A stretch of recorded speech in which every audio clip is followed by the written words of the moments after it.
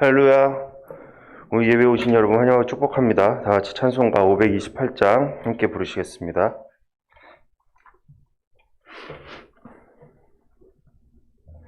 찬송가 528장입니다.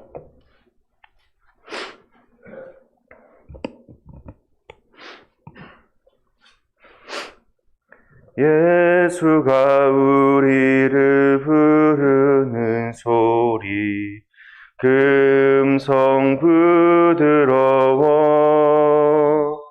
문 앞에 나와서 사면을 보며 우리를 기다리네. 오라 오라 방황치 말고 오라. 죄 있는 자들아 이리로라. 주 예수 앞에 오라.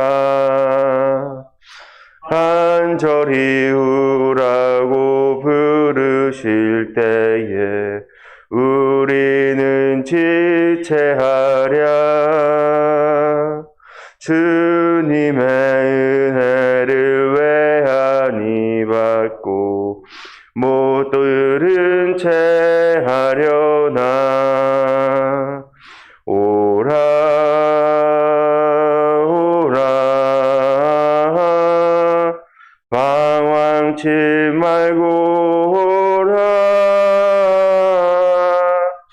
죄 있는 자들아 이리로라. 주 예수 앞에 오라. 세월이 살같이 빠르게 지나 쾌락이 끝이 나고 사망의 그늘이 너와 내 앞에 들리며 가리우네.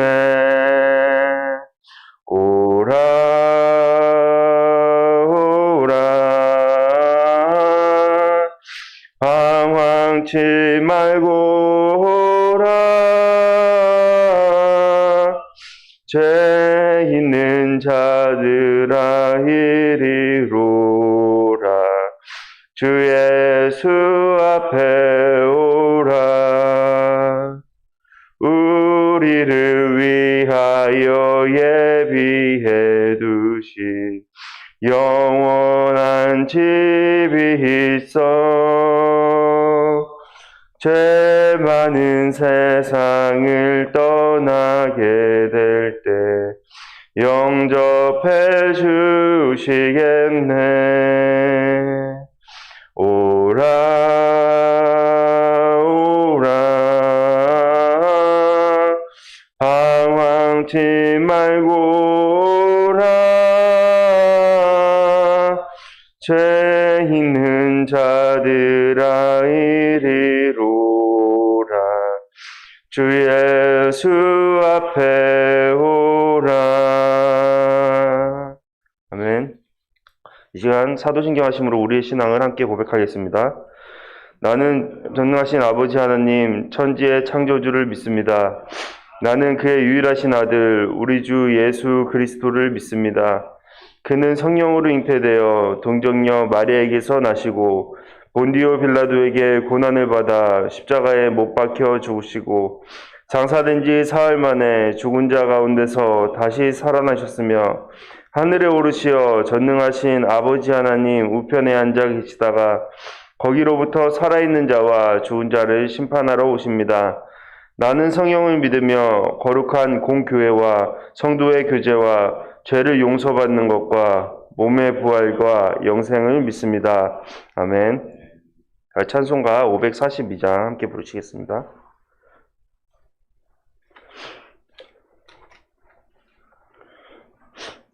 찬송가 542장입니다. 구주 예수 의지함이 심히 기쁜 일일세. 영생 허락 받았으니 의심할 수 없도다. 예수 믿는 것은 받은 증거 많도다. 예수 귀한 예수 믿음 더욱 주소서. 구주 예수 의지함이 심히 기쁜 일일세. 주를 믿는 나의 마음 그의 피에 적시네. 예수 믿는 것은 받은 증거 많도다. 예수 귀한 예수 믿음 더욱 주소서. 구주 예수 의지하여 죄악 벗어버리네. 안위 받고 영생함을 주께 모두 얻었네. 예수 믿는 것은 받은 증거 많도다. 예수 귀한 예수 믿음 더욱 주소서. 구주 예수 의지하여 구원함을 얻었네. 영원 무궁지나도록 주여 함께 하소서. 예수 믿는 것은 받은 증거 많도다. 예수 귀한 예수 믿음 더욱 주소서. 아멘. 같이 기도하시겠습니다. 사랑과 은혜가 충만하신 하나님 아버지, 오늘도 주님 앞에 나와서 예배할 수 있도록 인도하심 너무나 감사드립니다. 주님의 은혜로 인해서 우리가 이 자리에 있고 주님을 찬양하며 주님을 의존함으로 구원받은 자로서 오늘 하루를 살아갈 수 있게 되었습니다. 지금 그러한 주님의 은혜, 우리에게 값없이 주시는 그러한 주님의 은혜에 감사를 올려드립니다. 주님, 우리가 문제 앞에 설 때 우리 자신의 자아로 그것을 해결하려 할 때가 너무나도 많이 있습니다. 그러할 때 주님께서 주시는 말씀, 주님께서 주시는 마음 기억할 수 있도록 아버지 인도하시고, 나의 생각과 나의 판단과 나의 감정이 아니라 주님께서 주시는 그러한 기준대로 살아갈 수 있는 지혜 있는 삶이 될 수 있도록 아버지 함께하여 주시옵소서. 주님께서 부으시는 그러한 능력 가운데 오늘을 살아갈 수 있도록 아버지 인도하시고, 주님께서 기뻐하시는 삶의 모습을 취하는 그리스도인으로서의 온전한 삶이 우리 가운데 있을 수 있도록 아버지 이끌어 주시옵소서. 주님, 오늘 말씀을 듣습니다. 주님, 이 말씀이 나의 삶의 기초가 될 수 있도록 아버지 인도하시고, 올바른 해석과 올바른 판단으로 주님 앞에 더욱더 한 걸음 더 나아가는 오늘 하루가 될 수 있도록 인도하여 주시옵소서. 사랑과 은혜가 충만하신 예수님 이름으로 기도합니다. 아멘. 이 시간 다같이 말씀 함께 보도록 하겠습니다. 찾으실 말씀은 로마서 9장 24절에서 33절까지의 말씀입니다. 로마서 9장 24절에서 33절까지의 말씀입니다. 함께 교독하신 후에 마지막 절 함께 읽도록 하겠습니다. 이 그릇은 우리니 곧 유대인 중에서뿐 아니라 이방인 중에서도 부르신 자니라.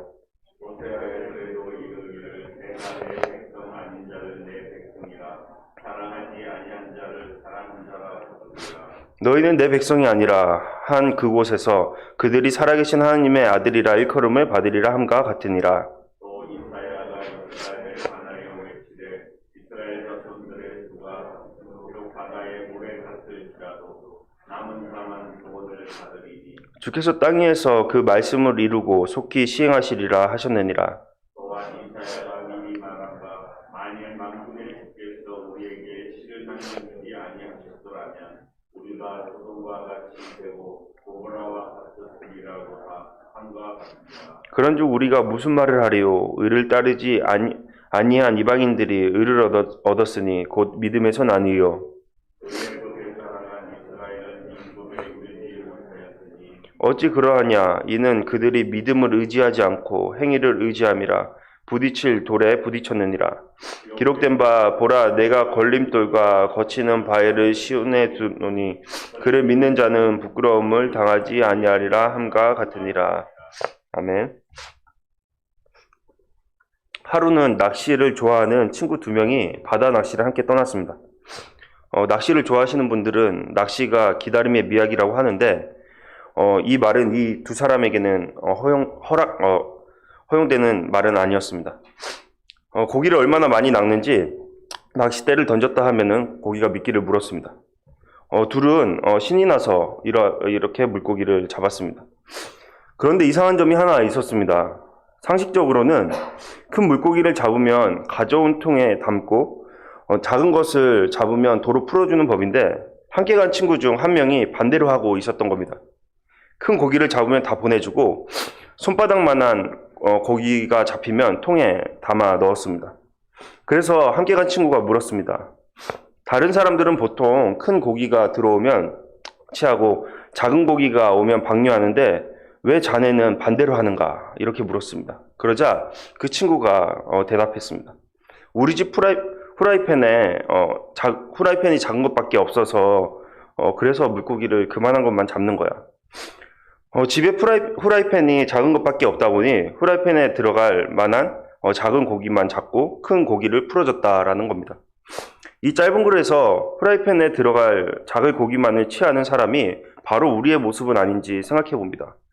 하나님은 이미 우리를 사랑하셔서 은혜를 부으셨고 앞으로도 더한 은혜 가운데 우리를 살게 하시려는 계획이 있음에도 불구하고 우리 자신의 작은 마음과 기준 가운데 그것을 거부하는 모습은 아닌지 생각해 봅니다.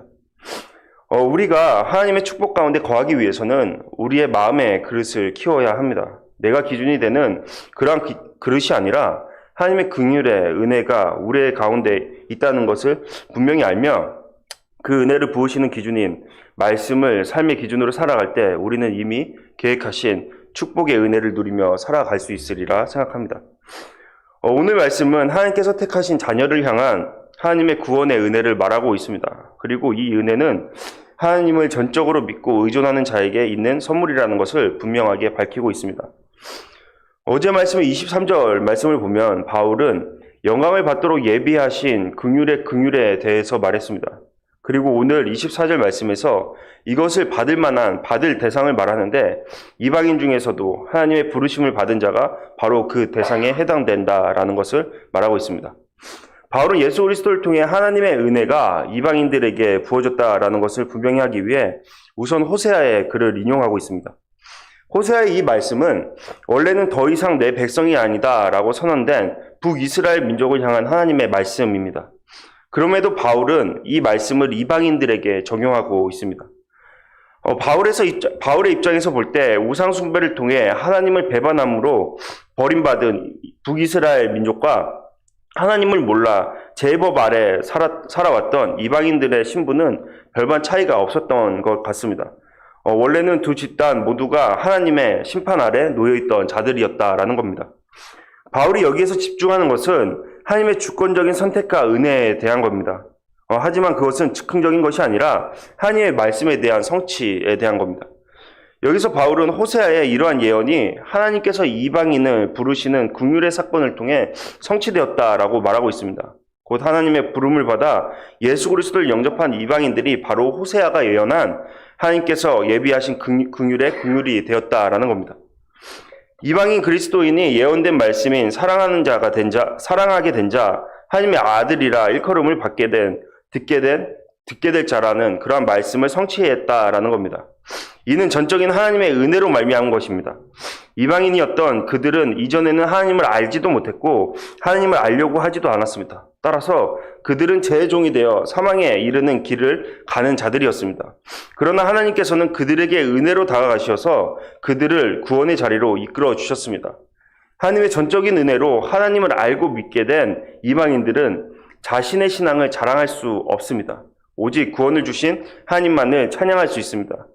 이는 구원을 받은 모든 자에게 있어야 하는 고백입니다. 바로 바울은 이 말씀 속에서 이방인들에게 임한 이 은혜가 하나님의 전적인 은혜로 인한 것임을 분명히 하고 있는 겁니다. 또한 바울은 이어지는 말씀에서 유대인 중에 예수님을 믿는 자들 또한 하나님의 긍휼의 그릇들로 부름받았다라고 말하고 있습니다. 그리고 이에 대한 증거로 이사야의 말씀을 제시하고 있습니다. 이것 또한 즉흥적인 것이 아니라 하나님께서 미리 예비하신 그러한 뜻이 성취되고 있다라는 겁니다. 27절을 보면 이사야의 이러한 선포는 기존의 선민의식에 잠긴 유대인들에게 있어서 놀라운 내용입니다. 이스라엘의 자손의 많은 수 중에 오직 남은 자만이 구원을 받는다라고 말하고 있기 때문입니다.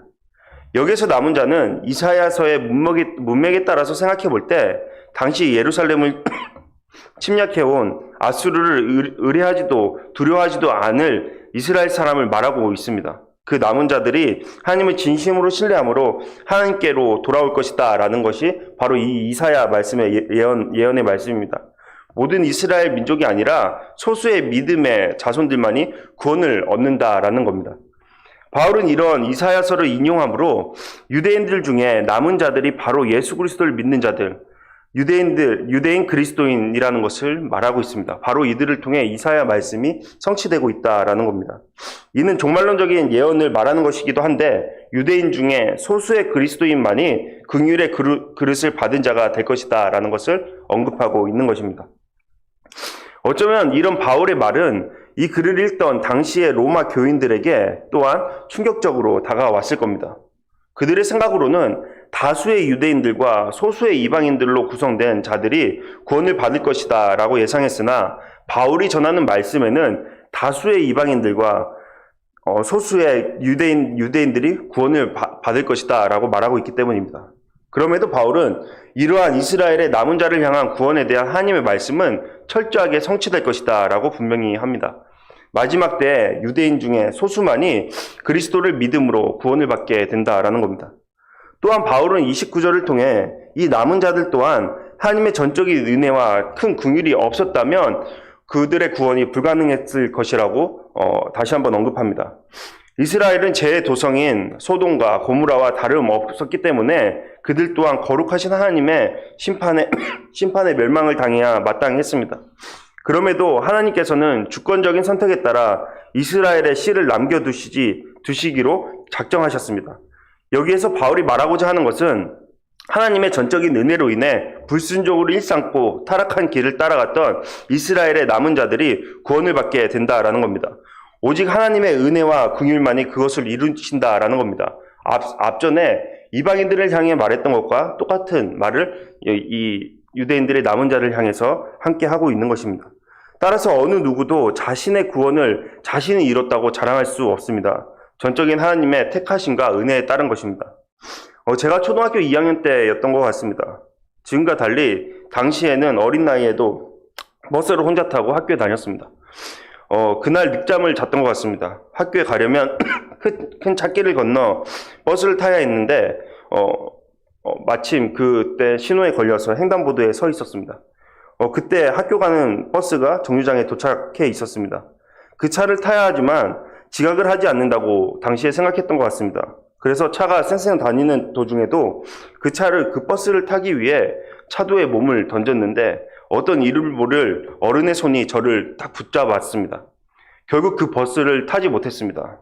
아마 그 버스를 타려고 무리하게 길을 건넜다가 큰 사고를 당했을 것입니다. 아마 죽었을 겁니다. 우리에게 임한 하나님의 은혜가 이와 같습니다. 어리석게 죽음의 길로 힘차게 달려가는 우리를 붙드시는 하나님의 은혜가 있었기에 우리는 구원의 자리로 나올 수 있었습니다.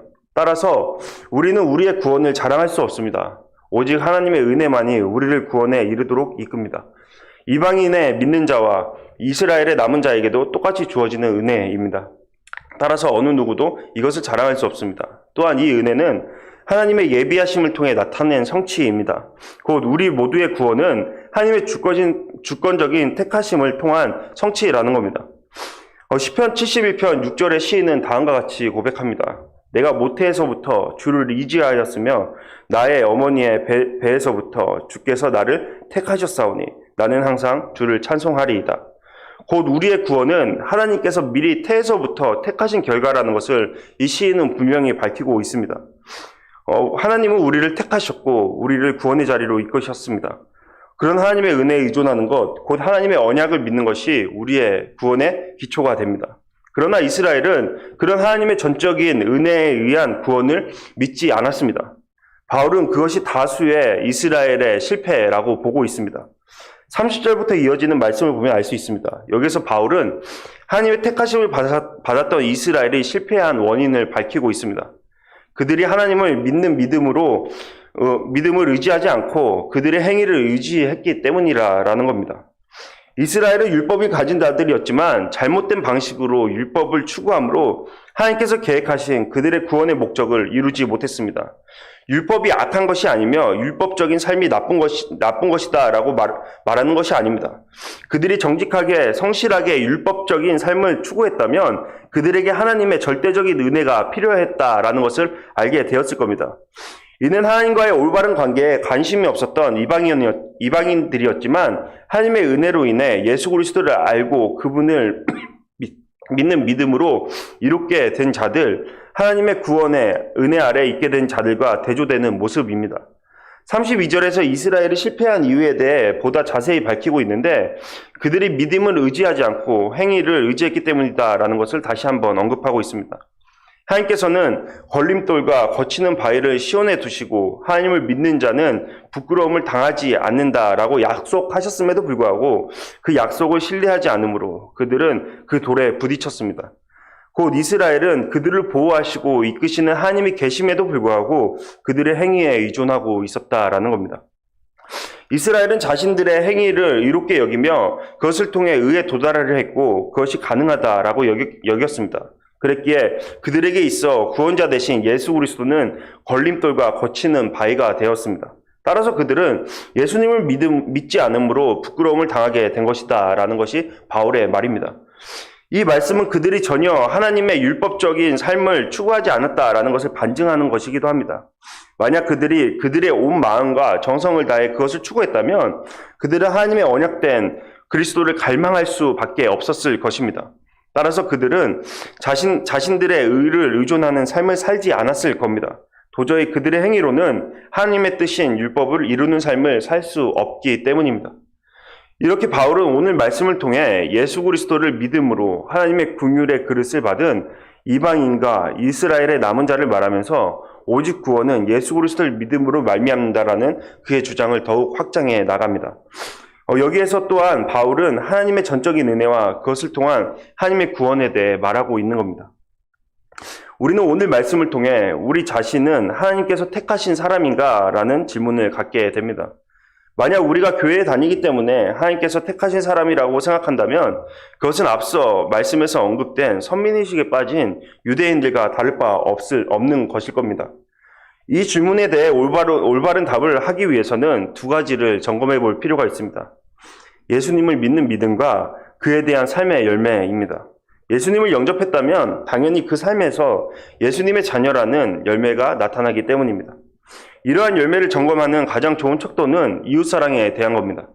우리가 마음에 예수님을 영접하고 그 예수님을 주인으로 모시고 살기를 갈망한다면 마음과 그것을 통한 삶에 놀라운 일이 일어나기 때문입니다. 바로 이웃에 대한 긍휼의 마음을 갖게 되는 겁니다. 그 이웃사랑의 깊이는 내가 미워하는 사람에까지 미칩니다. 내가 불편하게 여기는 사람에까지 미칩니다. 내가 증오하는 사람에까지 미칩니다. 예수님께서는 우리가 예수님을 사랑하면 예수님의 계명을 지킨다고 말씀하셨는데 이 계명은 하나님을 사랑하고 이웃을 사랑하는 것으로 말씀하십니다. 곧 하나님을 사랑하는 자는 그 긍휼하심의 은혜의 깊이를 알게 되므로 이웃을 사랑하게 된다라는 겁니다. 이에 대한 좋은 예가 있습니다. 스티븐 매트 카프 선교사님의 전기인 어둠 속에 빛나는 등불을 들고라는 책이 있습니다. 이 선교사님은 영국인으로 중국에서 태어나서 10대 때 2차 대전을 겪으면서 일본 포로 수용소에서 말할 수 없는 고생스러운 시절을 보냈습니다.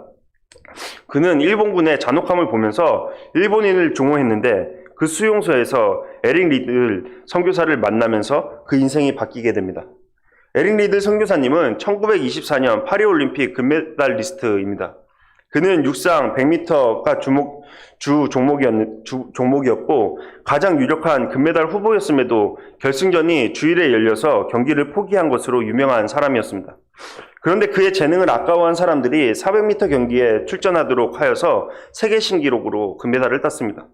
그런 그는 모든 명예와 부를 포기하고 하나님의 부르심을 받아 중국 선교사로 헌신하였고 일본 포로 수용소에서 내중양으로 세상을 떠나게 되었습니다. 메트카프 선교사님은 그런 그와 포로 수용소에서 만나 선교 공부를 하게 되었는데 선교 공부를 하다가 원수를 사랑하라는 말씀으로 논쟁을 하게 되었습니다. 메트카프 선교사님에게 원수는 일본이었습니다. 자신과 가족을 힘들게 하고 무서운 죄를 짓는 일본을 증오했습니다. 그때 에릭 리들 선교사님이 메트카프에게 일본인을 사랑하라고 가르쳤습니다. 도저히 할 수 없다고 했을 때 그들을 위해 기도해보라고 권했습니다. 기도도 하기 싫었지만 그것도 못한다고 할 수 없어서 억지로 그들을 위해 기도했습니다. 그러다가 그의 마음이 뒤집어지고 말았습니다. 증오했던 마음이 사랑으로 변하기 시작했던 겁니다. 따라서 그는 전쟁이 끝나고 난 뒤 일본 선교사로 가게 되었습니다. 이 이야기는 이웃 사랑에 대해 잘 알려주고 있습니다. 사랑할 수 없는 사람을 사랑하는 그것에 대해 잘 말해주고 있습니다. 이것은 우리의 능력이 아니라 하나님께서 주시는 그 능력에 기초할 때 이룰 수 있는 사랑입니다. 그 사랑을 실천하려면 하나님의 전적인 은혜를 깨닫는 것이 중요합니다. 그 은혜 아래 나를 생각하고 이웃을 생각하는 지혜가 필요합니다. 하나님을 의존함으로 기도할 때 부으시는 성령의 능력 또한 절대적으로 필요합니다. 하나님은 우리가 하나님을 믿음으로 하나님의 능력 아래 하나님께서 부으시는 은혜의 자리에서 살아가기를 원하십니다. 오늘 우리에게 주신 말씀은 하나님 아버지의 주권적인 선택과 사랑하심으로 도저히 그 은혜를 받을 수 없었던 우리에게 하나님의 은혜가 임했음을 밝혀주고 있는 것입니다. 따라서 하나님을 믿음으로 하나님의 의를 따르는 우리 그리스도인들은 하나님의 능력을 나타내는 삶을 살아야 마땅합니다. 그러한 삶을 통해 하나님께 영광을 돌려야 마땅합니다. 예수 그리스도를 믿을 때 그리고 그분을 사랑할 때 우리는 그분의 성품과 말씀으로 살아가기를 갈망하게 됩니다. 혹여 우리의 마음 가운데 증오하고 시기하고 질투하는 어느 누구가 있다면 오늘 그 대상을 위해 기도하는 시간이 되었으면 좋겠습니다. 그럴 때 우리는 하나님의 은혜를 누리며 하나님의 사랑의 마음으로 살아가는 특별한 하루를 맞이하게 될 것이라 확신합니다. 하나님께서 우리의 그릇을 늘리실 때 그 그릇에 늘림을 당하고 그 그릇 가운데 하나님의 은혜를 담는 오늘 하루가 되기를 간절히 바랍니다. 다 같이 기도하시겠습니다. 사랑의 하나님 아버지, 오늘 말씀을 통해 다시금 바울은 이방인이나 유대인이나 주 예수 그리스도를 믿는 자들에게 임한 그 은혜가 하나님의 주권적인 은혜를 통해 임했음을 분명하게 말하고 있습니다. 이 말씀이 이방인인 우리 가운데도 똑같이 동일하게 적용됩니다. 주 예수 그리스도, 곧 하나님의 주권적인 선택과 성령님의 도우심을 통해서 우리가 주님의 구원을 이루며 살아가고 있습니다. 주님, 우리가 그러한 주님의 구원을 바로 느끼며 그것에 따라 살아가는 삶이 되기를 간절히 소망합니다. 주님께서 부으시는 그러한 은혜를 깊이 깨달아 주님께서 부으시는 그러한 능력으로 살아가기를 소원합니다. 주님의 성품을 닮아가는 우리의 삶이 될 수 있도록 아버지 이끌어 주시옵소서. 주님의 성품인 이웃을 사랑하는 그러한 마음이 우리 가운데 있을 수 있도록 아버지 인도하시옵소서. 은혜 입은 자로 값없이 부으시는 그러한 은혜를 입은 자로서 마땅히 해야 할 그러한 사랑의 마음을 갖고 이웃 사랑을 실천하는 우리의 삶이 될 수 있도록 아버지 이끌어 주시옵소서. 그러므로 주님께서 이미 계획하신 그러한 은혜를 부음받는 그러한 우리의 삶이 될 수 있도록 아버지 이끌어 주시옵소서. 오늘 하루도 주님의 말씀대로 살아갈 수 있도록 인도하여 주시옵소서. 사랑과 은혜가 충만하신 예수 그리스도의 이름으로 기도합니다. 아멘. 다시 주기도문 하시겠습니다. 하늘에 계신 우리 아버지, 아버지의 이름을 거룩하게 하시며 아버지의 나라가 오게 하시며 아버지의 뜻이 하늘에서와 같이 땅에서도 이루어지게 하소서. 오늘 우리에게 일용할 양식을 주시고 우리가 우리에게 잘못한 사람을 용서하여 준 것 같이 우리 죄를 용서하여 주시고 우리를 시험에 빠지지 않게 하시고 악에서 구하소서. 나라와 권능과 영광이 영원히 아버지의 것입니다. 아멘.